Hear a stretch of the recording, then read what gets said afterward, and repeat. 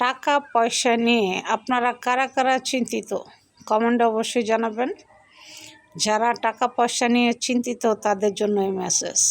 টাকা পয়সা নিয়ে কখনোই চিন্তা করবেন না, কারণ টাকা পয়সা এমন একটা জিনিস, এমন একটা সম্পদ, আল্লাহ তাআলা সবাইকে দান করেন না। তবে দান ওই ব্যক্তিকেই করেন যেই ব্যক্তি টাকা পয়সা অর্থ সম্পত্তির সম্মান করতে জানে বা সম্মান রাখতে জানে। আল্লাহ তাআলা তাকেই টাকা পয়সা, অর্থ, বাড়ি গাড়ি সব কিছু দান করেন।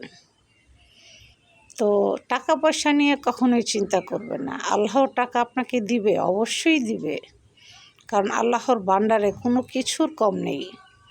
আপনি সৎ পথে উপার্জন করে যান, দেওয়ার মালিক হচ্ছে আল্লাহ। টেনশন করবেন না, অবশ্যই অর্থ আপনাকে দিবে। আমাদেরকে দেওয়ার জন্যই তো আল্লাহ অর্থ তৈরি করেছেন।